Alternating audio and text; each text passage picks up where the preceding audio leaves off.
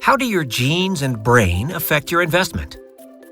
What things make you feel happy?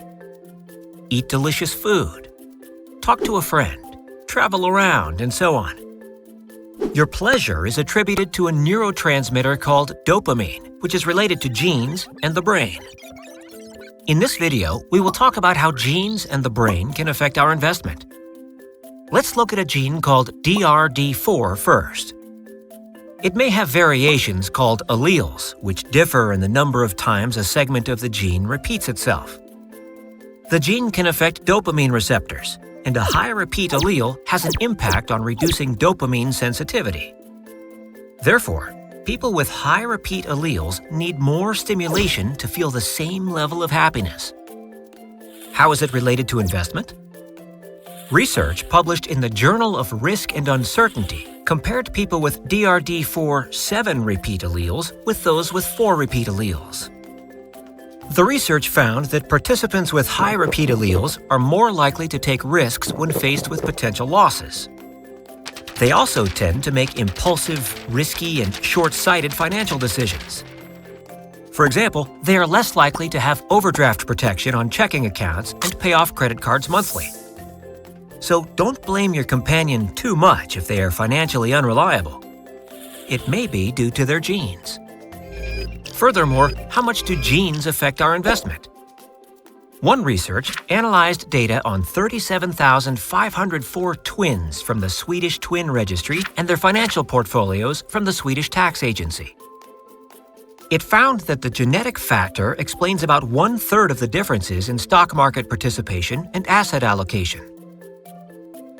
However, it doesn't mean other factors, such as environment, experiences, or brain functions, are unimportant. Now let's turn to the brain and begin with dopamine. Dopamine is associated with the reward system in our brain, which is like a vehicle's engine. When exposed to a rewarding stimulus, the reward system activates and releases dopamine, driving us to try to earn something. Suppose you're in a bull market, surrounded by money-making information. You may become greedy, expect too much, and ignore the risks. As a result, you may buy assets at high prices with greater risks. There is also another situation. Suppose a financial crisis occurs and the whole market is uncertain.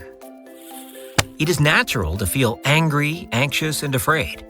You may make rash decisions to avoid further negative emotions. However, that can be detrimental to your long-term investments.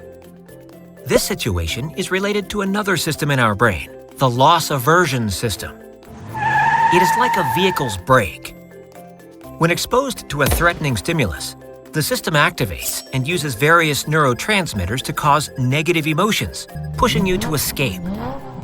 People with less 5-hydroxytryptamine are more likely to get depressed and start this system. The two systems are related to a primal part of your brain whose core is the amygdala. This part is responsible for your emotions and triggers your fight-or-flight response when exposed to significant opportunities or threats.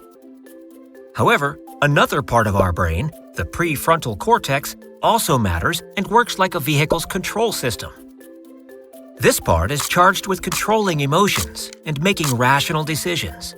It will be switched off in financial emergencies. How to switch it on? Train your brain to focus more on your long-term results and make your financial goals, plans, and trading system clearer and stick to them.